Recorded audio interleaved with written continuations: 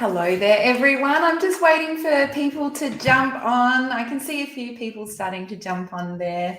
Hello, everyone. Please remember to click on that link to make sure that I can see who you are, so what your names are. So if you pop up as a Facebook user, or if you haven't clicked on that link, please do, because then I can see your names and I can see who I'm talking to. All right, we'll just leave it for another minute or so as everyone jumps on. So I hope you've all had a good day today. I have had a really, a really interesting day. So, oh, hello, Louise. Lovely to see you there. I had a really interesting day. So the Sunshine Coast Council, so we're based on the Sunshine Coast, the Sunshine Coast Council nominated Cultured Wellness for the Sunshine Coast Business Awards in the health and wellness sector, which is so, so exciting. And we were very honoured to be nominated by the council. And so we put in a, they asked us to fill out the form. So we did that. And surprisingly, we became a finalist for the Sunshine Coast Business Awards. So last week it was, you're a finalist. And then they said you need to turn up to an interview in front of a whole panel, 3 panel, judges, and you need to present on your business, what you're passionate about and what you do. And you need to, present to these judges, and then we are going to take it from there to see if you win the awards. So today was the day at 1:00 that I went off and had my interview. So it was really interesting walking into a room with 3 judges. I had no idea where they were from or, anything. And I talked so much about culture wellness and what we do and what I'm passionate about. And, specifically about education, which is what we're doing right now. And, it was a really, really nerve-wracking but wonderful opportunity to, be so excited about my, about the business. So that all happened today. So stay tuned. So the big gala event is on the 13th of November, and we go along, and that's when we find out if we won the business awards. But so this is my second presentation today. Yes, I can see people's names popping up, which is awesome. Elisa, you're there. Welcome back from your holidays. I'm so glad you're back. Someone's there from Hillsville. I used to go up there quite a lot when I lived in Melbourne. I lived in Melbourne for 4 years studying my PhD. So I have fond memories of Hillsville. Hi, Joe. Hi, Shirley. Hi, Emma. It's lovely to see you all there. Hi, Mark. It's great to see you back again. And Ruth's there. It's wonderful to see you all dropping in. Hi, Nicole. And so what we'll do is I will get started and people will jump in as we go along. So yes, Elisa, that's the first thing that I need to ask you guys. Can you see my eyes? Because these are my blue blocker glasses, and they block out the blue light that comes off your computer screens, that comes off the big bright lights, and it blocks it out so it doesn't interrupt my melatonin production. So I want my melatonin because eventually tonight I'm going to go to sleep. And so these blue blocker glasses protect you from that blue light. They protect you from glare. And so hopefully you can see my eyes through these. I've got numerous glasses here of all different sort of shades, but this is the clearest one.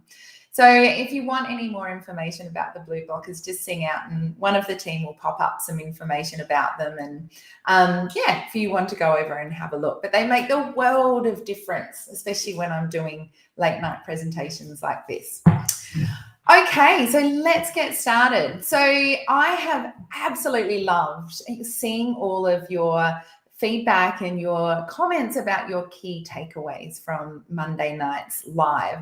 It was so awesome for me to see that pennies were dropping, that you guys were starting to piece together that, there can be traumatic times, or it can be a barley belly, or there can be a reason to, have this catapulting effect of mental health issues. So it's really, really cool to see that you guys are piecing those dots together and you're getting those key takeaways, which is great. Oh, Louise, you can see my eyes. Perfect. Louise, I did a live once with some of my other blue blockers, and they were quite dark. And my dad gave me a ribbing. He said, no one could see your eyes. And how can you talk to people without seeing your eyes? So now I'm quite conscious of it. Okay, so it's really good to see you guys joining the dots. And so I want to be able to continue this adventure that we're having together of you learning about the gut microbiome and the connection between your gut and your brain. And I also want to be able to support you to understand why it's happening and to also make actionable steps. So this live tonight is going to be all about your bugs, and it's going to be all about why you shouldn't be blaming yourself, why it's not about you and it's not about your personality, and why there is so much more to it. And I really want you to walk away from tonight's live with that, big deep breath and a big weight off your shoulders, knowing that not only is it a product of what's going on in your gut and a product of traumatic circumstances or getting gut infections, but I want you to know that there are steps forward that you can take. And I want you to know that there's support and there's care and there's action steps that you can take to do that. So it's not, a gray area. It's not uncertain. I mean, for those of you who struggle with anxiety, mental health, or racing thoughts, or just like paralyzed with fear of not knowing what to do, I want you to know that you can do things and there's support to guide you through those actionable steps. So it's really, really important to know that, because when you're feeling flat and where there's a lot going on, it's very hard to do it yourself, to pull yourself out of that situation and get you to where you need to go. You need a team around you and you need steps. It shouldn't be up to you to make your own treatment plan. It shouldn't, it's really sad that people feel that they've tried everything, they've gone everywhere, and then they're trying to kind of scramble around to do it themselves because they don't have any support. So I want you to, stop, pause, take that deep breath, knowing that that's the end of that now. And you're here in this beautiful culture wellness space where we can support you and guide you through that. So when we go back and think about that awesome diagram that I put up in a Monday night's live, and I love you guys were all into it, it was a lot of talk about that when things can go wrong and when it can be really inflammatory in our gut, and when we aren't making those beautiful neurotransmitters like GABA and serotonin and dopamine, and when our gut just feels like big knots, and when it's inflamed, and when we have chronic diarrhea and constipation. So I want to talk tonight about, how does it go wrong? What happens for it to go wrong? What does it feel like when it goes wrong? And what can we do? So the first thing, let's get through some definitions first, because, I am going to throw around some words and you guys might not have heard these words before. And of course, if you have, it's always great to have a refresher. So the first term that is thrown around a lot is intestinal permeability or leaky gut. Now, leaky gut or intestinal permeability is when there is so much stress within the body and traumatic events, and there is so much inflammation, poor diet, eating foods that don't serve us, and a lot of, either sort of excessive kind of eating and alcohol intake, or maybe just feeling so overwhelmed that you don't even want to eat at all. And when those things are happening, it can lead to a compromise of that intestinal wall, so that epithelial layer in our gut. And that epithelial layer in our gut can be compromised, and there's literally holes that happen in that gut. And that's why they use the term leaky. And you'll often see when they say leaky gut, you'll see a picture, and we've used it before in a Culture Wellness blog post. And we've got a Culture Wellness blog post on leaky gut. So one of the team might put that up now and put a link to it. But you literally see these blog posts and these pictures with a bucket and big holes in that bucket and then water coming out. And that's a great visual for what happens in our gut. it can become super, super leaky. Big holes happen there. And then we have migration of bacteria that shouldn't be in the bloodstream that go into the bloodstream. We have undigested food migrating into the bloodstream. And then that's when we have this big inflammatory response. And that's where it interrupts our nervous system that we talked about on Monday, and where it sends the wrong signals to our brain and we start to get stressed. So leaky gut is a really, really key point to understand, and then it can happen. And Dr. Brett Leach, Dr. Leach, I can't remember. Oh, goodness me, I've forgotten his name. Brad Leach, there we go. Dr. Brad Leach, he has just completed his PhD on intestinal permeability. And, you know, the research shows that most people in Australia or in the world currently in the environment that we live in have intestinal permeability because of our lifestyle, stress, environmental factors, and what we eat. So it is a big, big problem, and it would probably affect all of you out there. So it's something that we need to consider and understand. All right, the next thing is this term gut dysbiosis. Gets thrown around a lot as well. And gut dysbiosis is linked to mental health issues. And it's awesome, the amount of research that's coming out in this space. So gut dysbiosis is when there is an imbalance of the beneficial bacteria within our bodies and an imbalance where there's too little beneficial bacteria and the diversity of that bacteria, and then an overgrowth and too much of the pathogens and the bacteria that are really just running riot in your body and don't serve you. And so we might see pathogens like Streptococcus or bacterial overgrowths like Clostridium or worms or parasites. And so we see this imbalance happening. And with that imbalance, that's when we see the trouble starting. So when you hear dysbiosis, a dysbiotic gut, all of those kinds of things, what it is an overgrowth of the bad guys, and they have basically taken over the environment and limited the beneficial bacteria. So it's really like a competition of resources in there. And so in your gut microbiome, you've got trillions and trillions and trillions of bacteria and fungi and viruses. And really, you want all the beneficial ones that are serving you. And we will have some pathogenic ones in there, but we only want to have a small amount of them. I recorded a podcast yesterday. I was interviewed for a podcast yesterday, and it was I was sort of reflecting and riffing on someone that a researcher I greatly, greatly love. And he actually went out into the Hadza tribe, and he had a gut transplant from the microbial community of the Hadza tribe, who still live on the land, who in the research, they have this, huge amounts of diversity in their gut, and they eat a wide variety of vegetables, a wide variety of tubers and seeds and, nuts and off the tree. And they are living that classic sort of primitive lifestyle. And so they have measured the gut microbiome of the Hadza tribe a lot, and they find this diversity, and they find that it produces incredible anti-inflammatory compounds. It produces all these incredible metabolites that serve the body and create awesome neurotransmitters and vitamins.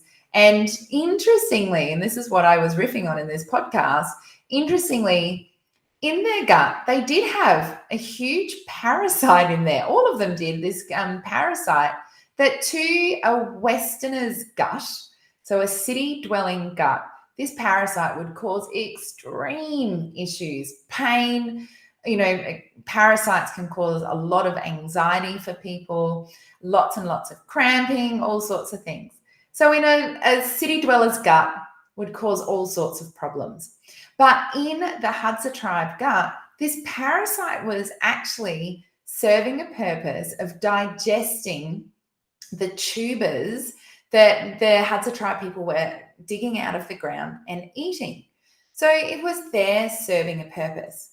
But the key to this thing is that because there were so many other incredible beneficial microbes in their gut, this parasite only sort of stayed in this one little spot, minding its own business, digesting the tubers, and it never sort of grew out of control to cause problems. It never went outside of its box and caused all the other issues. And so the aim is we want to create that diversity, and we want to be able to have, a balance of making sure that our beautiful gut, our microbiome is diverse and is crowding out those pathogens so they're not causing trouble. So Matt, that's a really great question. How long does it take to repair a leaky gut? How long is a piece of string? It really depends on how leaky is it? How long have you been unwell for? And it depends on, jumping in and being committed to changing your diet and your lifestyle. Our gut sheds and changes, sort of every 3 days. And that's really, really important to understand, that we can really help with our severe symptoms, whether they be gut or mental health wise. We can make big changes within about 3 days. But growing a new microbial community, changing, our whole digestive system to make sure that it works effectively, and creating that diversity can take time. So that's why the Cultured Wellness Program is a 6-month program, because there's a lot that you need to learn and be able to implement to be able to change that leaky gut and make sure it never comes back again. So I would say, Matt, for most people, it does take a good 6 months of commitment and working on your gut microbiome. But you see changes certainly very, very quickly, like within the first week. Okay, so just checking on everyone's comments here. Awesome. Oh, yes. So if you want to get some Baxter Blue glasses, they've given us a code, so we get a discount for you guys, which is pretty cool. Thank you, Elisa, for putting that up. Okay, so the next thing that I wanted to talk about, so we've gone through leaky gut, we've gone through dysbiosis and how easily that happens. But I want to talk about, how do we get into this state of a dysbiotic gut, and how do we get into a state of a leaky gut? And then this cascade of issues that happen when our gut is inflamed and our gut is leaky. So we can certainly see, and we've talked about this before, trauma. Trauma will absolutely create a leaky gut. Our body being on high alert, and that top-down effect of our brain perceiving an emotional stress, perceiving an imminent threat, that can be enough to cause a leaky gut if it happens all day, every day, time in and time out. Our diet is key to either creating a robust, diverse gut, or creating a gut that is inflamed, that is dysbiotic, and is leaky. Diet is key. So, one of yesterday, once again in this podcast, I was asked, what's my favorite quote? And it is the quote by Hippocrates that really says, let food be thy medicine and medicine be thy food. And it really is true. It's amazing how changing your diet can just change things so much for you. And you can do it in your own home. You can do it, you can make actionable steps. So it's really cool. So an inflammatory diet will absolutely cause troubles. Alcohol. So alcohol is an antiseptic. And remember that our gut microbiome is made of microbes, and alcohol kills off microbes. So if you are drinking every night, and I don't care if it's 1 glass of wine or if it's 10 glasses of wine, if you're drinking every night, you're just basically chugging down an antiseptic that's killing off your gut microbiome. Remember, we want diversity. We want lots of microbes. We want trillions of microbes. We don't want to be drinking something that's killing it off.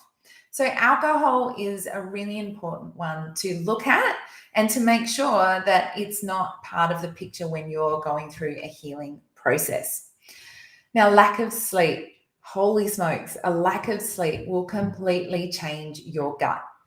And I know that a lot of you out there are probably really struggling with insomnia and struggling with maybe waking up at sort of 12 or probably about 3 o'clock in the morning, waking up sweaty, racing heart, can't go back to sleep, racing thoughts. And that's going to just compound the problem, because we know that that lack of sleep then impacts the gut.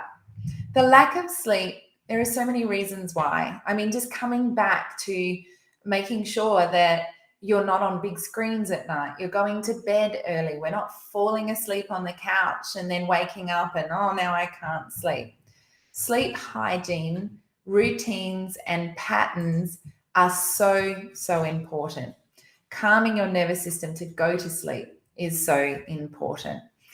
So someone's written there, insomnia and babies. Oh, I hear you. I was in a real state of alarm especially when Noah came along and when I was feeding and when he was young. And so when he finally would go to sleep, I couldn't sleep. I'd just lie there, just completely awake.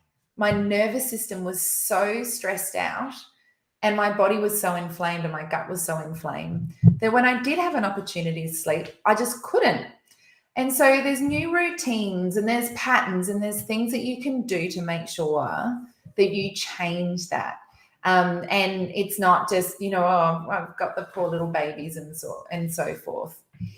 So the next thing after lack of sleep is we get into a dysbiotic gut when we get gastro. And so, everyone's had a bout of gastro, whether it's just, eating chicken at someone's house or whether it's barley belly or whether it's going to different places. But sometimes we can pick up bugs, we can get gastro. And if we don't have enough diversity in our gut, when that happens, that can just be this insidious issue that just continues to go and go and go.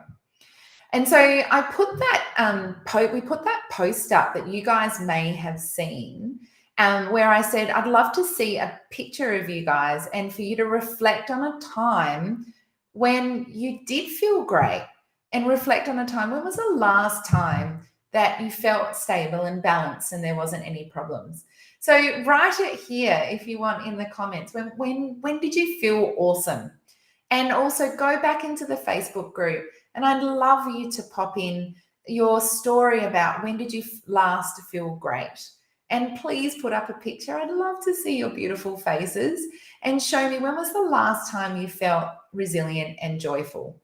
Was it around a time where you had a tummy bug or a stressful situation or traveling? When did the cascade happen? When did it unfold?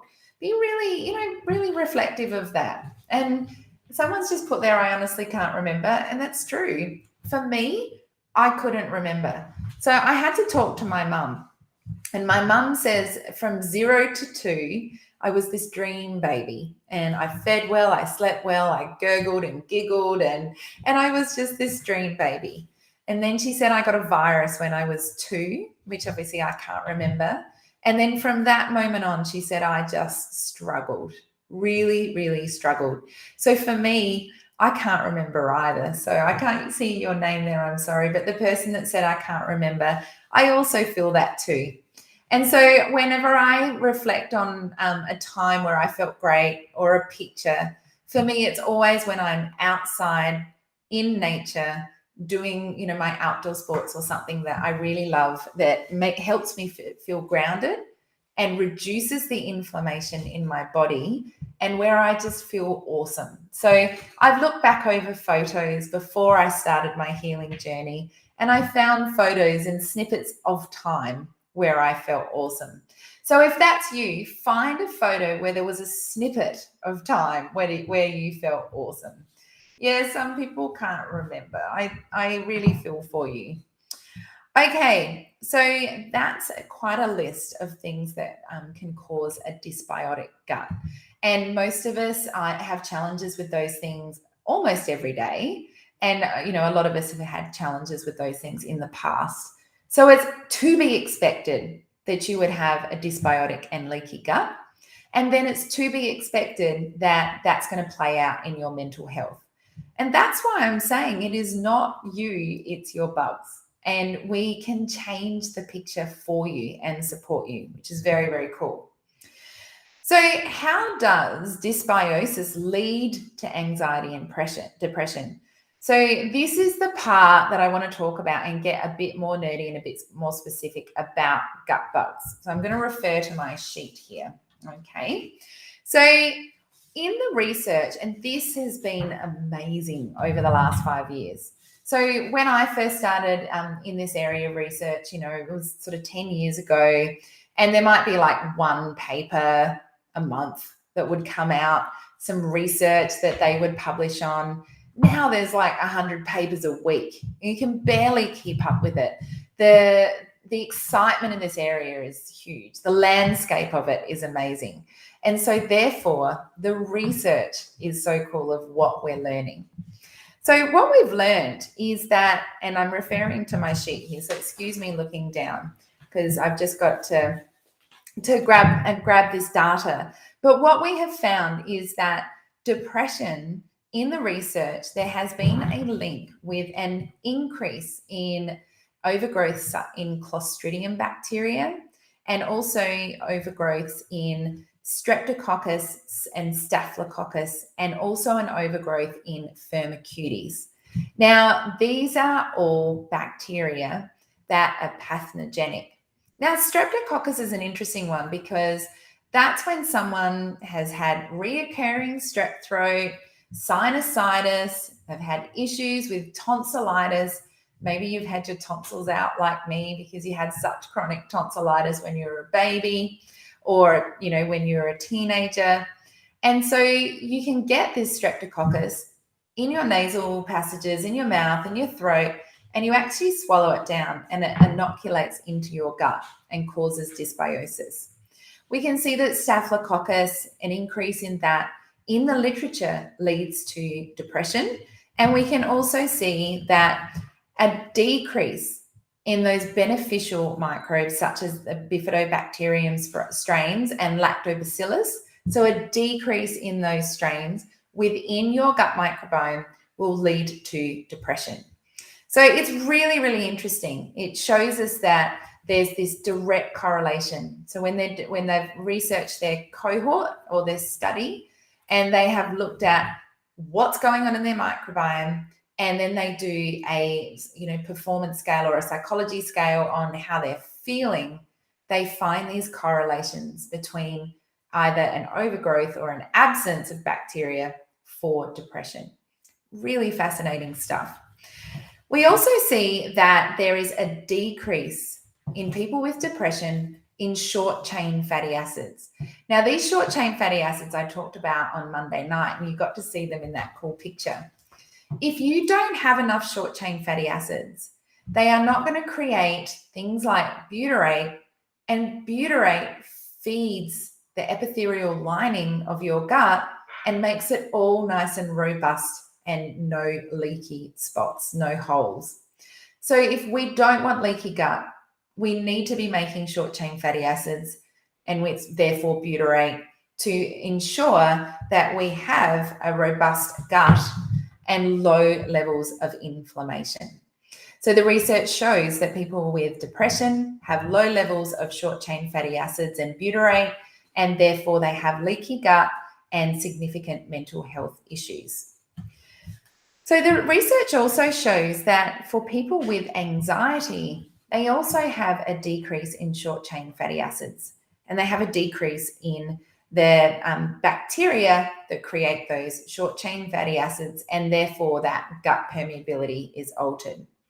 Interestingly, again, in the research, they show that there is a decrease in the lactobacillus strains and in the bifido strains. They also show that in people with anxiety, there is an increase in, yes, once again, Clostridium, lots of people's arch nemesis, including mine, and also an increase in Rhamnococcus. So these guys are bad bacteria that if they're left without competition of the bifido strains, the lactobacillus strains, the Prunetzi strains, if they're left without competition, man, they cause trouble, and man, they impact the brain. So I'll give you a little side story here. So some of you may have heard about my story and my son's story. If you haven't, please go and listen to the Culture and Curiosity podcast. That's my podcast, and episode number 1, I really delve into our family's story and the adventures that we've been on.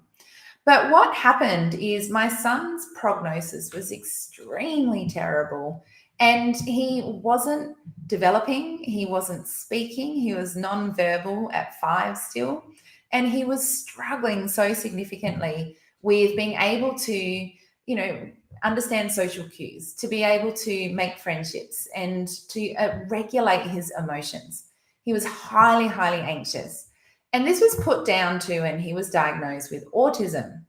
And he had this chronic yellow diarrhea, though, and he had rashes and a bloated tummy. And when we questioned it, it was always like, oh, well, he's autistic, and that's just kind of what happens. But interestingly, we delved in and looked further because we wanted to know more. My husband's a nurse, and he said, look, our gastro patients, if they had that chronic yellow diarrhea coming out, we would investigate that. And so back then, long time ago, it was actually hard to investigate it and to get a complex microbial mapping test. But so we finally found someone to support us with that. We send the test results overseas. And interestingly enough, what came back was Noah had a significant overgrowth of Clostridium Difficile. Now, Clostridium Difficile is actually quite a life-threatening bacteria, and it causes extreme permeability in your gut, intestinal permeability and leaky holes. So it causes extreme intestinal permeability, and it stops you from being able to create short-chain fatty acids. And it produces all these inflammatory compounds like cytokines that then, when you've got a leaky gut, you've got a leaky brain. And so these big inflammatory cytokines, these big toxins from this Clostridium was leaking into his brain, and it was actually stopping him from speaking and developing. So I have seen firsthand what these bugs can do. I've seen what Clostridium's done. It's significantly impacted my son's life and his growth and development, cognitive development. But thankfully, through a fecal microbial transplant and all the gut work that we have done and everything that is on the Culture Wellness program, we've applied to our family and to my son. And, he's going great guns. He's quirky. There's so much going on, but he's going great guns. And so this Clostridium, and I see it in so many people's gut microbiomes when we do their testing, this Clostridium is causing havoc. It's playing havoc on people's brains. It's in the gut without any competition or anyone putting it into its box. And certainly no Lactobacillus strains, no Bifido strains, no beneficial strains to outcompete it and to be able to support it. And so it's really interesting to see that what we see in clinic when we're doing our gut testing is, it's definitely correlating with what we're seeing in the literature, and certainly correlating with, people experiencing such mental health issues. Okay, so the other one that I want to talk about is, once again, bipolar. So fascinating stuff. Someone with bipolar, with OCD, so, that complete sort of obsessive compulsive thoughts, PTSD, so people that have had post-traumatic stress syndrome, and also people with dementia and Alzheimer's. Here's the thing. When their gut microbiome has been tested, sure enough, here comes some Clostridium, some Streptococcus, some Staphylococcus, and we also see Klebsiella in bipolar, and we also see with dementia, we see the Staphylococcus again, and we also see an increase in the Escherichia strains as well. And so there's these huge overgrowths. There's these huge pro-inflammatory cytokines. So our immune system setting off the alarms all the time, which has then led to this dysbiotic gut. But what I want you to take away from this is not only, yes, we need to investigate for you and we need to get some testing, we need to sort this out, but also what I want you to take away from this is the absence of the beneficial bacteria. That's the key thing that they found, was the absence of the good guys leading to mental health. And so the absence of these guys, the cool thing is that you can eat fermented foods, you can make change, you can add in these beneficial microbes, make the changes, get that balance right, and so you can start to see change. So just remember in your brain about those Lactobacillus strains and those Bifido strains and Saccharomyces boulardii. So you don't have to know how to pronounce these, but just remember them, because I'm going to come back to them, because of course I hope that that's triggered for you. Where do I get these guys from? And how do I inoculate them into my gut? And where do I start? That's what I want your brains to be saying right now, because it's going to make the biggest change. Okay, so we found out who's in the gut and what they're doing. And we found out these symptoms. And we found out that, okay, this is going on and this is what's happening. But there was still this missing piece of the puzzle. And so researchers knew what was in there and who was in there, but they didn't really know what were these bacteria and these fungi and viruses doing. What were they creating? And so over the last 5 years, this new knowledge and understanding in these microbes creating metabolites, this is cool stuff now. This is where, we've really shifted the needle when it comes to our understanding of what's happening. And so I want to talk to you now about how we understand what those microbial metabolites are, what they tell us, and how we can test for them. Because what we've found out is there are some actually beneficial Clostridium strains, and then there are actually Clostridium strains that are just pure evil and create all sorts of toxic metabolites. And so now when we do our testing through microba labs, we can actually get an understanding of what is going on in the gut, what are those gut microbes releasing, and how is that affecting us. So let's have a look here. I'm going to get another diagram up for you guys. I knew you'd be happy about this. So I'm going to show this and I'm going to make sure that it all works out. Oh, goodness me. There we go. Give me a thumbs up if you guys can see this. So just want to know if you can see what I'm showing you here. Hopefully you can. And I'm just I brought up the wrong one. So while you guys let me know whether you can see it or not, I'm just going to bring this one up. Beautiful. Okay, well, I'll get started and hopefully you'll give me a thumbs up in a minute and let me know. So here it is. How cool is this? This is, oh, thank you. Awesome, you can see it. This is an example of one of our patients' Microbi Tests. And this shows us what the gut, their little gut bugs within their gut are producing. So these metabolites, and they're showing us these toxins that the gut is producing and how stressful that is on the body. Now, this is of one of our patients who came to us with panic attacks, significant anxiety, ruminating thoughts, and extremely low mood.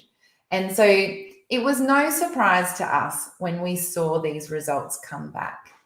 So on that first one there, you can see that hexa, and I call it hexa LPS. So that's the abbreviated terminology for it. And look at that. It is so high. So you can see under it where it says the hexa liposaccharide production, it's got a little bar there and it's got the little tag with U, and you can see how high it is. You can also see they've put a little negative sign there. And that negative sign says that this metabolite is inflammatory and toxic to the body and that it will create problems. So this hexa-LPS is pro-inflammatory compound produced by certain species of bacteria within your gut, within the Proteobacteria phylum. It shows that high levels of this LPS are observed in individuals with metabolic issues, inflammatory conditions, diabetes, fatty liver, and also with mental health conditions. It also tells us that this LPS is going to be common in people that have a diet that's very high in a lot of processed foods and very, very high in sugars, carbohydrates, those sorts of things.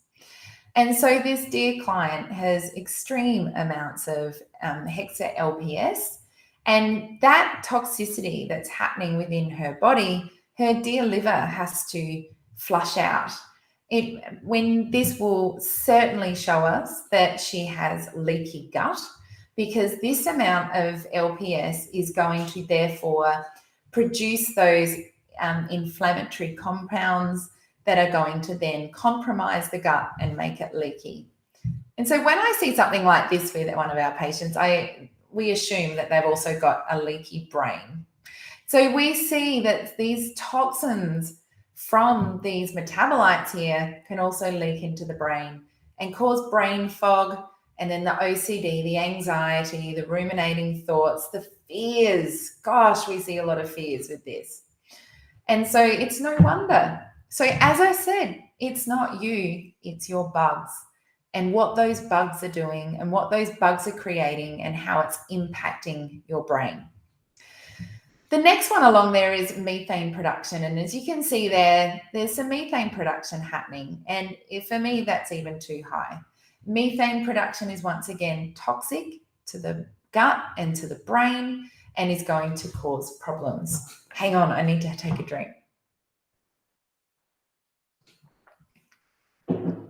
The next one along, so right on the top there, the next one, which is the trimethylamine and production. So I call that the TMAO. So that is also almost creeping up there to the high range. And that TMAO is produces these terrible toxic compounds that really impact the liver. And they turn on this inflammatory issue. They raise blood sugar. They can cause blood clotting. And they can also cause fatty liver.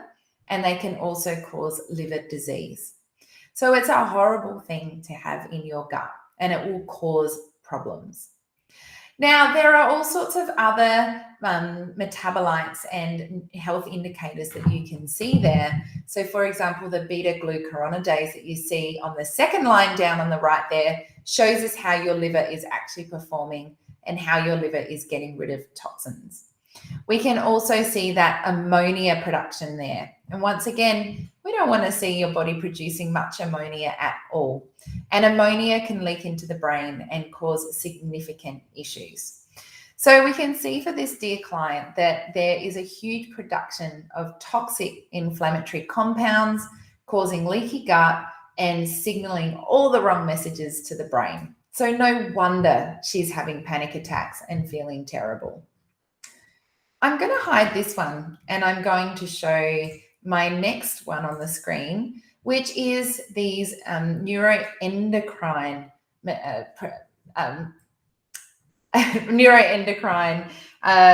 markers. Sorry, I just had a little brain fry there. So neuroendocrine markers. So what we can see here is GABA production. So I loved how when I was talking with you guys about key takeaways, I love that quite a few people just wrote GABA. Get me some GABA. We talked about GABA being our inhibitory to the nervous system, calming to the nervous system, supporting the brain. And so we can see here that this client is producing some GABA, which is wonderful. We can also see that she's producing a low to average amount of histamine. So we want to investigate that and look as to why. Now, this client I know and has Clostridium and has parasites. And so it makes sense that it would be high histamine. And so to get rid of the histamine and to reduce the histamine, we need to actually look at the overgrowth in Clostridium and parasites rather than saying, I'm histamine intolerant, I have to go off all histamine foods, and that's it for the rest of my life. We need to get to the bottom of why these things are happening. So this is another really cool little way of looking at what's going on with what your body can produce. Now, the next one that I wanted to show you here is the short chain fatty acids. So I've been going on a lot about short chain fatty acids and discussing them at length. And so here we can see that this patient's making not enough short chain fatty acids with regards to butyrate production. And so there's a little plus next to this one. And as I've mentioned many times before, butyrate is what lines those gut cells and that changes the environment in the gut. So I would love to see this butyrate nice and high. We're seeing some good propionate here, which is a short chain fatty acid that's beneficial, but we're seeing that the acetate is quite low and the lactate is just above average. But the big one that I love to look at is this butyrate here. Is there enough butyrate to be able to have that anti-inflammatory effect on the gut? Butyrate helps us to make energy. Butyrate helps us with so many things, with mitochondrial support, for cellular turnover, for making sure that we age appropriately. There's so many things that butyrate does. And so we want to be able to test and measure that and see, is it really that, I'm lazy and I feel crap and I can't be bothered doing anything and all I want to do is sit on the couch? Is it actually that I'm a bad person, or is it that my gut is not actually producing enough butyrate to make energy? And for most people, it is absolutely that their gut is not making enough butyrate to make energy. No one wants to feel tired. No one wants to feel overwhelmed and anxious. No one wants to feel that. People want to feel good. And so there's a reason why this is happening. So it's really cool to see this in our test results. And it's really cool to be able to unpack it and work out what the treatment plan is. So we can see what's happening there with regards to these big, I'll just hide this, with regards to these overgrowths in our gut and how they are creating these metabolites that are either helping our body and underpinning our health, or they're actually detracting from our body and causing all sorts of problems. Okay, so let's move along to have a look at the Petri dish example. I really want to explain this to you guys because I use it a lot and I think it's a really cool way of kind of creating a new world and understanding. Right, we've got two Petri dishes here, okay? So in this Petri dish, we've got the Lactobacillus and the Bifido strains. Remember those two guys that I talked about that when they did the research, when there was a decrease in those good guys, we saw that there was an increase in anxiety and depression and OCD and all sorts. So we've got those Lactobacillus strains in here and those Bifido strains. In this one, we've got Clostridium and Streptococcus. I'll just say those two because I see them so often all the time. Now, in these Petri dishes, if you're a scientist and you want to culture them, you put on those Petri dishes a medium that they will grow off of. And so you need to see, what do they grow off? What do they use? How will they multiply? Clostridium and Streptococcus grow off sugar, fructose, carbohydrates. They love it. The minute that they get a little bit of sugar, a little bit of fructose, just an innocent piece of fruit, or any form of, sugary processed foods on that Petri dish, these guys just absolutely multiply. They grow, they just take over. And so if you have Clostridium, Streptococcus, any of those pathogens that overgrow, if you have them in your gut, Anytime you eat sugar, carbohydrates, even a piece of fruit, they are going to multiply, grow, and take up the space. And so every time we think about what we're eating, we need to go back to the Petri dish again and think about, and please type in and let me know, do you think your diet is one that is that's feeding the Petri dish, and that you've got a feeling you've got these microbes or these bacteria happening in your gut, and you could actually be feeding them to make them keep going and keep growing? So in this other one with the Lactobacillus strains and the Bifidobacteria strains, it's really cool what the research says. So the research says that to grow these guys, we need to have fiber. So number one, fiber is king. And we don't have enough fiber in our diet. It's as simple as that. Processed diets, diets that don't include enough vegetables, sauerkrauts, and enough beautiful resistant starches, those fibers grow those bifido strains. Now, the Petri dish with the Clostridium, the Streptococcus, they don't really grow off of fiber. They want sugar and they want it now. They want those carbohydrates. But bifido strains, they're like, bring on the fiber, and also bring on all of the different polyphenols. So bifido strains, once again, that reduce anxiety, that give us that balanced state and provide us with so much support with regards to inflammation and our immune response. Bifido strains love polyphenols and they love color. And bifido strains, interestingly, will grow off raw cacao. So making your own chocolate at home is such a great place to start. And of course, if you make your own chocolate, so in the Gutalicious book, the Culture Wellness Gutalicious book, there is a chocolate that you can make in there that is perfect for your gut microbiome. But you can make your own chocolate. And of course, raw cacao not only is very high in polyphenols and can feed those beneficial strains, but raw cacao also has dopamine supporting polyphenols as well. So you get this double whammy of feeding your gut bugs, but also feeding and supporting that dopamine production. When we talk about polyphenols, just think about color, an array of color, a variety of vegetables, a variety of different types of herbs, a variety of different types of teas. And so we want to be feeding our gut the fiber, the vegetables, and the low carbohydrate and low sugary foods and, herbs and all sorts of things. Hang on, I'm just going to have a drink of my tea.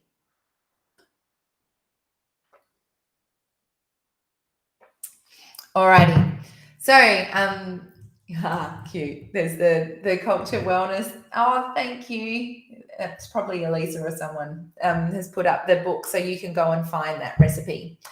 Okay, so with regards to those bifido strains, we also know that fermented foods is just such a key part of growing them.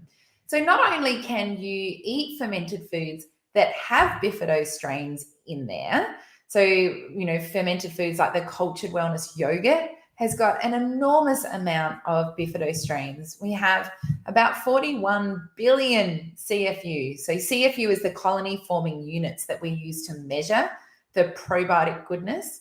So the Culture Wellness yogurt, I've specifically chosen bacteria strains and those bifido strains that support the immune system, support healing up that leaky gut and dysbiosis, and obviously then supporting mental health. So the yogurt is a bomb. You make it at home, you can have it every day. And as I said before, food becomes your medicine. And you can start to inoculate your gut with those bifido strains and then start growing them with introducing beneficial fibers and all of those sorts of things. Alrighty. Someone said here I was thinking it was a good thing eating fruit. So unfortunately, your body and your microbes view sugar and fructose sugar and sugar from fruit, they view it all the same. So if you are, eating a piece of fruit, but if you are eating, if you're having a chocolate bar, for example, that's got sugar in it, then your microbes are going to view it as the same. And so it's very, very important. If you've got any symptoms going on, you've got to reduce the sugar. Okay. Now, the other thing that I wanted to talk about was, those Bifido strains supporting our immune response, mental health, and that it's in our beautiful yogurt. So, of course, you need to get going and start fermenting, but also those Lactobacillus strains. They are so important for your gut microbiome, and they love to feed off, and grow through fermented foods as well. So in the cultured wellness kiffers that we make and that you can make at home using a culture starter, it has 21 billion CFU and predominantly of the Lactobacillus strains. There's some really cool research and about specifically Lactobacillus Rhamnosus, which is a particular bacteria strain. And it's a bacteria strain that is in the Culture Wellness Culture Starters. And I chose it because of the research and how important it is. But they had a cohort of 44 women. And these 44 women had mental health issues, specifically anxiety. And they gave these 44 women for 4 weeks, they gave them a probiotic drink that contained Lactobacillus Rhamnosus. And then they measured before they started that drink, they measured using an anxiety score, they measured their anxiety levels and their mental health. And then they obviously applied the probiotic drink for 4 weeks, and then they measured how their anxiety levels were and their mental health with the same scale, the same score. And what they found was a marked difference in those who had the probiotic drink versus the control group that didn't have the probiotic drink. So they noticed a massive increase in, a decrease in their anxiety symptoms, but an increase in feeling joy and feeling motivated, and an increase in their mental health. So that's just one example, but there are so many more research studies like that with regards to the bacteria strains that are in the fermented foods and the culture wellness products. So I made those cultures, I developed those cultures to be able to serve people. And, I made them to start with for my family and for, my son and for myself. And, they've been developed for specifically these needs that people have. And so it's such a great place to start. It's really important also to think about eating an anti-inflammatory diet. Now, an anti-inflammatory diet is a diet that doesn't cause inflammation in the body, cause the leaky gut in the body, and switch on those pro-inflammatory cytokines. Now, we know in the literature now that a beneficial, diverse, diet with diversity, whole foods diet that is based on the ketogenic principles is an anti-inflammatory diet. And so the literature on this is also very clear. There's been many, many studies looking at the ketogenic diet and also the reduction when the person starts eating that ketogenic diet on their mental health. And so when we work with our clients on program, the first thing that we do is teach them how to eat a ketogenic diet. We teach them how to measure that they're in ketosis and measure that they're being successful on this ketogenic diet, and then support them around adding in fermented foods, adding in diversity, and making sure that they've got the right ferments to rebalance the gut microbiome, but they're also eating an anti-inflammatory diet that is going to cool down the fire, because you can't get anywhere when you're still eating inflammatory foods. You can't get anywhere when your body is still producing so much glucose. If we go back to Monday night where we talked about the fact that as soon as we perceive a stress response, our cortisol goes up, we get into that stress, and as soon as that happens, our blood sugar goes up. And as soon as our blood sugar goes up, our pancreas goes, oh, something's going on here. I need to release insulin. That's where we see pre-diabetic symptoms happening. And that's where we see people who really struggle and they're saying, like, I thought I was doing well with my diet. I eat, I barely eat anything and I'm still having troubles. And that's because of that vicious cycle of that elevated stress response, that insulin happening, and all of those symptoms happening. So an anti-inflammatory diet is going to cut out the grains. It's going to cut out gluten. It's going to cut out most processed dairy. It's going to add in beautiful vegetables that are going to support you, protein that's going to support you, beneficial fats, and of course, the absolute foundations and and the cornerstone, the pillar, which is those fermented foods. I've really not seen many people that can turn their mental health around until they're eating regularly and consistently fermented foods, and specifically the cultured wellness ones, because they're so high in the right strains that you need and so high in the CFU count. So it's very, very daunting learning a new diet. It's very, very daunting learning about fermenting. It's really daunting just, kind of unpacking all this stuff and learning about it. But we have got your back on that. So don't worry. So you can reach out to us to learn more about the programs and how we can support you with that. You can learn more about the testing. So we can support you to organize the microbi testing that we do, we organize for you, and then a consult afterwards to make sure that we can unpack all of the results and to be able to go through them with you. It's very important to have a consult when you have a microbi test.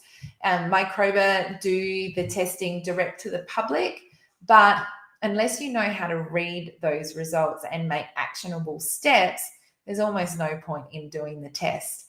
And you need to do hundreds of hours of study and working with microbi to really know what you're doing and what you need to do when you unpack those microbi tests. So there is a lot to learn and there is a lot to do, but I just want you to know that we've got your back on that and that we're here to help.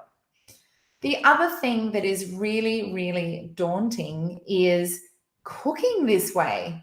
Introducing fermented foods, cutting out inflammatory foods, all of those kinds of things, it's really, really daunting and scary. Throw that in with feeling anxiety, feeling anxious anyway, and having sort of these fears and ruminating thoughts and things circulating around in your head, it's almost impossible to make that change. And so at Culture Wellness, we do cooking classes. So online cooking classes where you can literally come on into my kitchen and we cook together. And I send you the recipes and you can watch me step by step what I do, how I do it. You can ask questions along the way and then, share it. We've got a beautiful private Culture Wellness group for those cooking classes and you can ask me questions.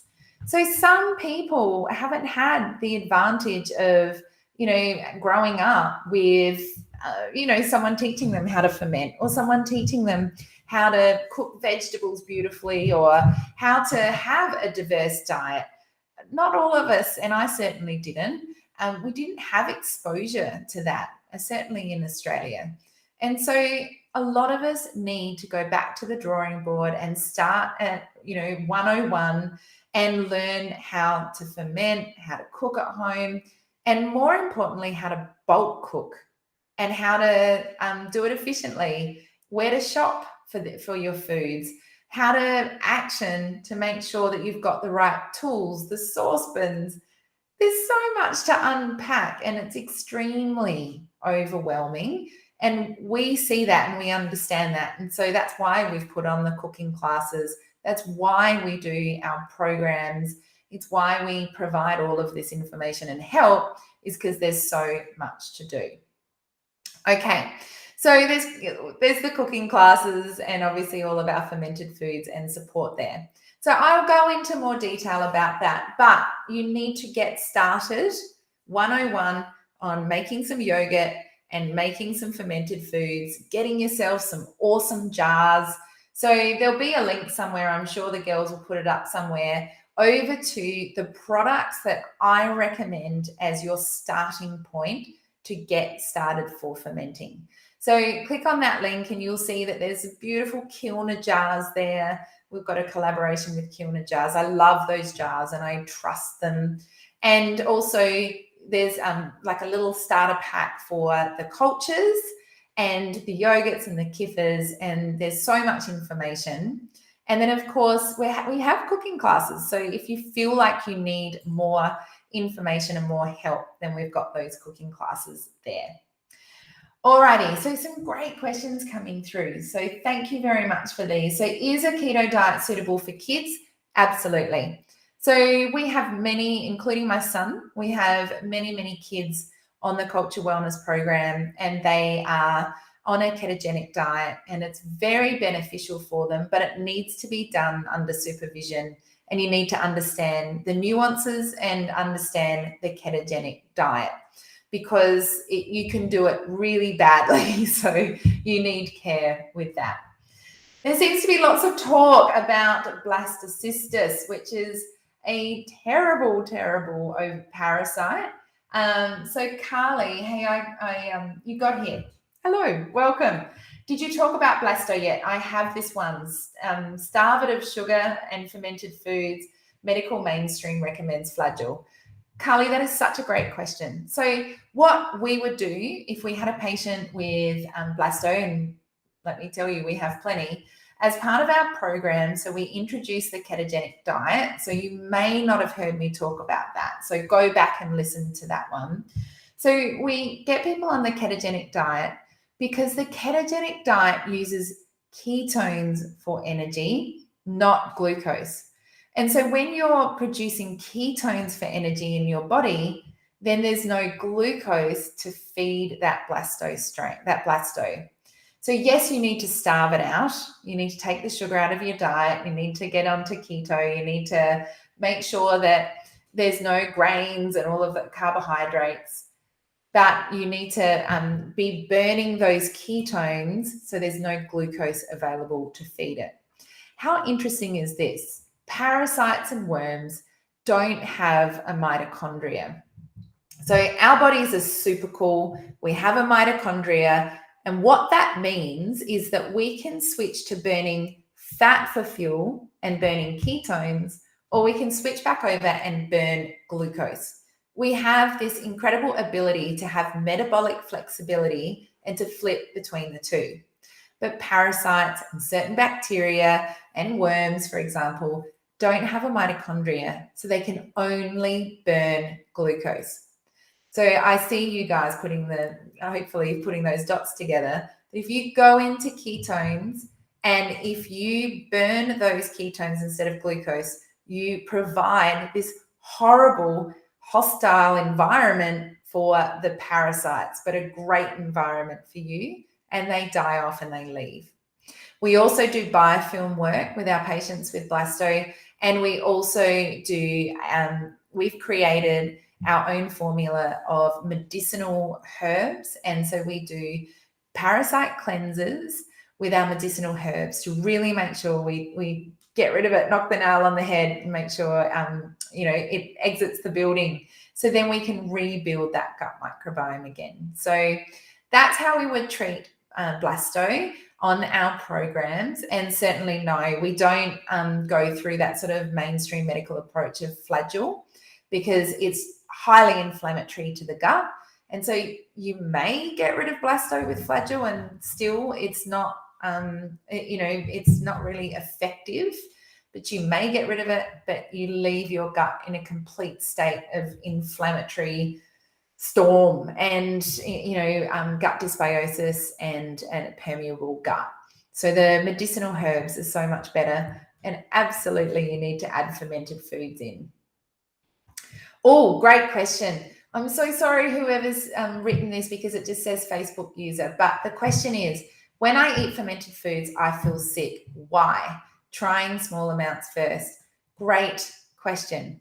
Fermented foods, and especially the culture wellness ones, are extremely powerful and they're very therapeutic. So if you have a dysbiotic gut, if your gut is out of whack, then when you eat the probiotic foods, they're going to go in and they're going to kill off whatever's in there. But remember, those parasites or those worms or bacteria, remember they release. Remember the hexa LPS, and they release all of that TMAO. They release those toxic compounds when they die off. It's called a Herxheimer reaction. So when they release it and when they're dying off, suddenly your liver and your body has all these toxins that it's got to deal with. And so that's why, yes, you've got to start really, really small. So you gradually make a change, but it's not too much on your body and not too much on your liver. But that is the other key pillar of the Culture Wellness program that we do, that I get really disappointed that I don't see people doing, is that we add detox tools in when people are making changes to their gut, because otherwise you feel sick, it's debilitating, people don't follow through on it, so they stop because they get scared and they don't know how to progress. They feel toxic, they think it's not working, they think they're allergic to it, they get scared and nervous about it, and because they're not detoxifying effectively. And so we have like a huge module in our program teaching you how to detoxify, what you need to take to detoxify, when you need to take it. These are all things that need to be in place if you're going to make a change. So that's why it's happening. The other reason why it's happening is some fermented foods are wild ferments. And wild ferments mean that the ferments have been created with whatever bacteria is on the cabbage, for example, when you make sauerkraut, what's in the environment and what's in the air. And we don't know the strains that we're fermenting. So a wild ferment can be anything. Whereas a cultured ferment, which is what the culture wellness cultures are, they are ferments that have only got specific strains in them. And so you know what you're fermenting, and you know that they are going to be the strains that are going to support rebalancing your gut. Because wild ferments, say, a sauerkraut that you buy in the shops, or the kombucha, or any of those wild ferments that you get, you have no idea if you're eating, say, a Streptococcus strain in those wild ferments, which there's lots of Streptococcus thermiaceae strains in wild ferments, and they will actually propel the issue if you've got a strep overgrowth that's causing anxiety. So it will make it 100 times worse. So it's very important to always start with cultured foods that you know, that you trust, and that you are fully across and understand the strains that you're fermenting. And those strains have been chosen for reducing anxiety issues, reducing mental health and inflammatory issues. So starting off with the cultured foods is very, very important. But that's why you will feel sick, and that's why it's happening.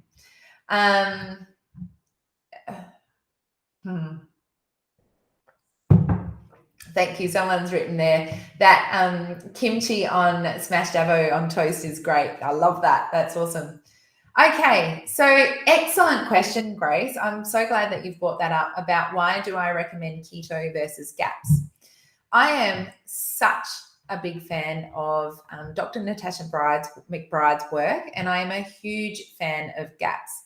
I have studied the GAPS diet at length, and a lot of the principles of the Culture Wellness program are based on the GAPS principles and Dr. Natasha McBride's work. But the GAPS diet doesn't implement and doesn't have as many of those detox tools in there. It doesn't really focus on getting into ketosis to burn the fat for fuel, for those anti-inflammatory properties, to support the mitochondria, and making sure we're not burning glucose to keep feeding those infections. And with the ketogenic diet, we know that it has such significant impacts on cognitive function and neurogenesis. And we know that those ketones support autophagy, which is a fancy word for cellular repair and cleanup. And so the GAPS diet is amazing for what we've learned about the gut space and what we need to do with regards to reducing foods that are inflammatory. But it misses this piece of the puzzle when it comes to the power of being in ketosis. And so that's why there's principles of broths and ferments and all the stuff that I love about the GAPS diet, but we go that one step further. And in our culture wellness programs, we also utilize medicinal herbs and prescribed, therapeutic herbs. And so it's just a big level up, really, which is wonderful. Is keto a lifetime aim or just to heal your gut? Great question. So for some people who may have genetic implications or may have had metabolic instability or autoimmune conditions or all sorts of stuff, cycling in and out of the ketogenic diet is something that they may need to do. It may become part of their life. Other people, it's just why they heal and then they go back onto a beautiful whole foods diet. No one really goes back to the diet that they were on because that's what got them there in the first place. But you can go back to a beautiful, diverse diet after you've healed your gut. But some people need to stay keto, which is myself and my son. We cycle in and out of ketosis, but we certainly use the principles all the time. Okay, so I thought blasto thrived on sugar and carbs, but recently was told it actually takes iron from the body. Yes, it does. And often you find those with blasto low in iron. Absolutely. Blasto also builds over itself to protect itself from flagell or medicinal herbs. It builds a polysaccharide structure, which is that biofilm structure over the top of it. And that polysaccharide structure, the blasto requires a heap of iron to build that structure. And so that's why, they completely rob the body of nutrients. It's not just iron when you've got blasto, B6, we see zinc, and these are all things that contribute to a robust state of mental health. So I almost 100% see that someone who's got blasto has got mental health issues and anxiety. So it's, it is definitely, that's a great point about the iron, but there's so many more deficiencies. Okay, so there's another question there. So just tapping into the other one, is a ketogenic diet something you follow for a certain amount of time or complete lifestyle change? So it will be a complete lifestyle change because you want to get better. And so what's currently happening for you is not working if you've got symptoms and if things are going on. So it does require a lifestyle change, no matter what. But most people love the lifestyle change in the end. They feel so good that they never go back. And so, once again, you get to the point of, do you need to stay in ketosis all the time, or you just utilize the principles and cycle in and out of ketosis? Okay. Have you treated anyone with fibromyalgia and histamine intolerance? Yes, Grace. Hundreds and hundreds of people. So you are in the right spot if that's going on for you. Fibromyalgia and histamine intolerance, the bacteria strains that we see most predominantly in the gut that is causing those symptoms is Streptococcus and Staphylococcus. So when you would get your gut tested, Grace, you would see that you have an overgrowth of those bacteria strains, or possibly even Biophilia wadsworthia that we see. And so we reduce that or get rid of that pathogenic overgrowth, and then you will see your histamine levels coming down, and you will see all of the toxic waste in your lymphatic system and the calcification that's happening that's causing the pain. And then we can get rid of that. So you're in the right place, Grace, because that's what we do. Okay, do you suggest starting keto whilst breastfeeding? I was once told that you essentially detox, then it goes through your milk and to your baby. Is that true? So Nicole, that's you. I answered your question today actually on the Facebook page. So Nicole, it's interesting. You can utilize the principles of a ketogenic diet whilst you're breastfeeding with adjustments. And so it's really important to book a consult with us to talk to you about those adjustments and what you need to do, and also to support you around gentle detoxification so toxins aren't translocating through your milk. So we know that there is this translocation process. So what's going on in your gut microbiome as being the mama, that will cause all of these metabolites and toxins to, obviously enter into your milk, and then that translocation of going over to bubs. So yes, you can do the principles. You need to do that with us, with care, but we can help you with that detoxification. And Nicole, just check that post that I answered of yours, because I talked about the importance of adding in fermented foods, because you can inoculate your gut with beautiful beneficial microbes, and then they translocate over to your bubba, and that will really help with having to have antibiotics, and also with upset tummies and colic and all those sorts of things. So mum having probiotics is so, so important. Okay, so is it safe to do the program whilst breastfeeding an 8-month-old?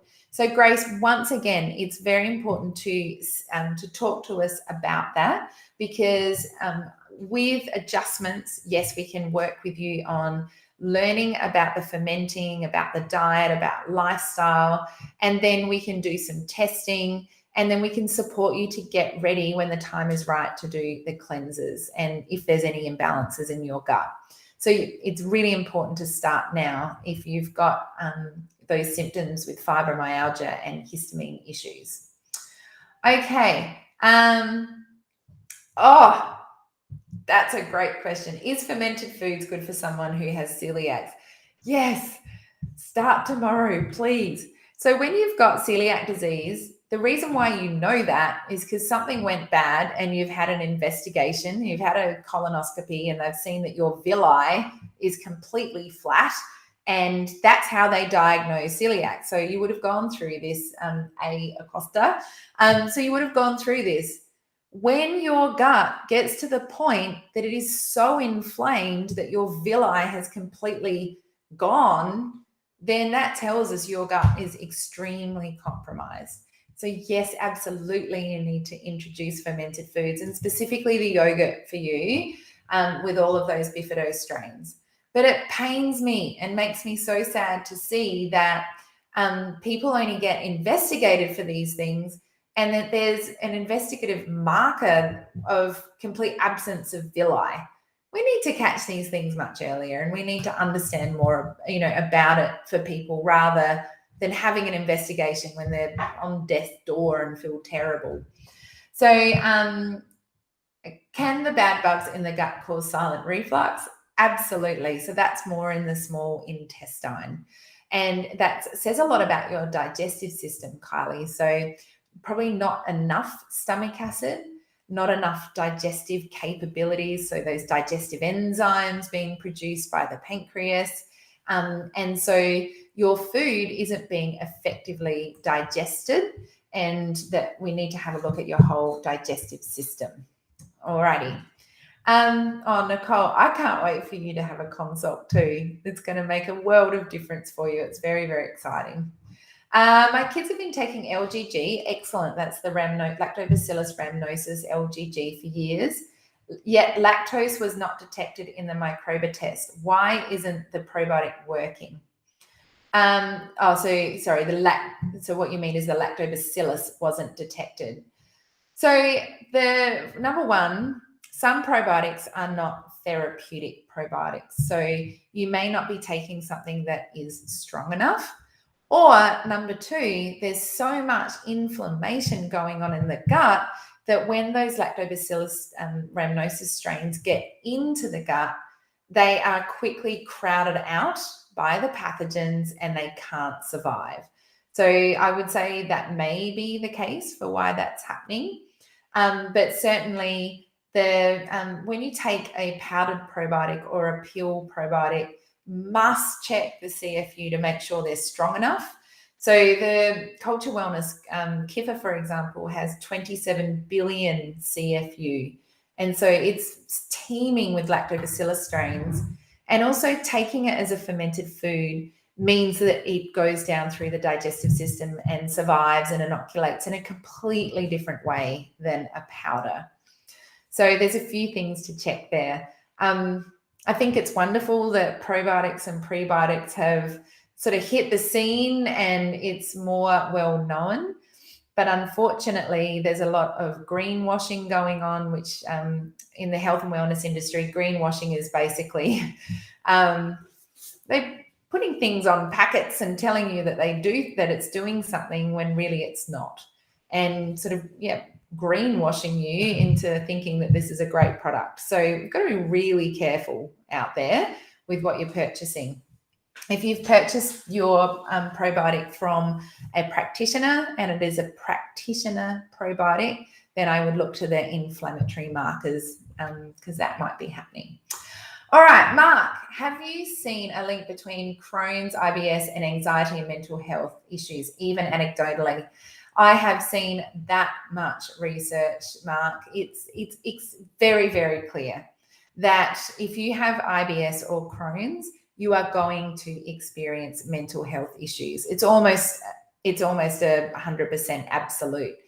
When we look at that first picture the other night of leaky gut, all of this inflammatory stuff going on in the gut, then you can see what messages it's going to be sending back to the brain, and it's going to cause all of this dysbiosis. You're not going to make neurotransmitters. Your brain's going to be under stress. So I see it anecdotally every day in our clients. I see it in their test results, but there's also a plethora of research out there connecting those two as well. All righty. Okay, so it's a Metagenics brand, so that's at least a good start with those probiotics. But they may not be surviving the digestive tract, or there's just too much inflammation in there for them to do any good. Okay, so let's recap, because I have taken up so much of your time this evening. We're already at an hour and a half of me talking nonstop. It's hot up here at the moment, so I'm getting hot and flustered. Okay, so the first thing to remember is it is not you, it's your bugs. So I really want that to be your big takeaway. And I want you to feel empowered, and I want you to feel hopeful that you can make a significant change, and it's not just who you are and your set point. So that's the first thing that I want to take away. The second thing is that you test, don't guess. So we can see what's causing your symptoms. We can see what's causing your mental health issues, and we can therefore make a treatment plan to help you and to get out of what's going on. So we need to test, don't guess. And it's not just the Microbi test. And I'll talk about other testing next live. I'll talk more about the specific foods and, diet and lifestyle. And I'll give you much more actionable steps, because that's what our third video is going to be about. So, we want to test, don't guess. And so we learn what's happening. We want to make sure that we take out the inflammation. So we stop the inflammatory foods and we add in fermented foods. You must get started on fermented foods. We also talked about those inflammatory compounds, those metabolites that those gut bugs produce, and how toxic they are to our body, the importance for detoxifying them, the importance of making sure that we seal up that leaky gut. And we talked about the particular types of bacteria strains that in the research are linked to anxiety. So we've talked about a lot tonight, and we've also talked a lot about the fact that you cannot do this yourself. So you need support and you need care, and you need a structured approach to get through that. So, if you need help, if you need any support around that, reach out. Very exciting news. Elisa is back from her 2-week holiday. So I'm stoked that you had a fun holiday, Elisa, and now it's like back in the trenches. But if you need support in understanding what program do you need to do, where do I start with getting help from Cultured Wellness, then Elisa can do a discovery call with you to be able to go through that and give you that one-on-one support and help with that. Now, she will also talk to you about the Cultured Wellness program. And our Cultured Wellness program, our 6-month one-on-one or tailored optimal gut health program, I've just introduced something completely different in this new intake for you guys starting with us from this workshop. And what I've introduced is this concept of community circles. So having a mental health, issue and symptoms and struggling with mental health is really lonely, and we need to be able to share our experiences and grow with other people. The research in the literature is really, really clear on this one. People with mental health retreat. They come back, they get overwhelmed and feel really fearful. I am sure this is what's happening for you. And so we need to kind of go in there and grab you guys and pull you out and support you to get into very small community groups and to share your experiences with your coach and with myself and guide you along the way. And so it might be a bit daunting to start with, but, I've seen so many groups and how people heal together and share together and grow together. And it's really, really important to make sure that in this time, with everything that's happening with isolation and lockdowns, it's even more important. But I see the people on our Culture Wellness program with mental health issues, I see them shine when they share their experiences and that they're able to do it together with other people. So if you want to learn more about the program and the community circles, and it's cool. I only get to work with a select few people on the Culture Wellness program. And so as part of these community circles, I get to hold these community circles and work with these groups and teach you all this cool stuff and troubleshoot things and guide you along the way. And I don't get an opportunity to see so many people and really work with them because my diary is so tight and my books are normally closed and I can't really take many people on. So this is just such an awesome opportunity for people coming on to work with us with this intake for the Culture Wellness program, because we're introducing these community circles. So exciting. I'm really pumped about it. Okay, Carly, yes, you can do poo tests for your family. You can do them for your grandparents, your aunties and uncles. Go for it. You can do it for everyone. If you are doing the Culture Wellness program, Carly, you can add your children onto the program. It's not the same price for everyone. So it's a small extra fee to add them onto the program. And then when you do that, then when you get your test results in, having your practitioner consults is all included in that program cost. So if you're thinking of doing the program, then look for that as an option of adding your family members. Someone's written there, I love this community idea. I have created a little community with my organic spray-free vegetable boxes, and it's great. Oh, I love that. Yeah, I think it's the only way we're going to move forward. So I used to go and do so many lectures and webinars and seminars and cooking classes.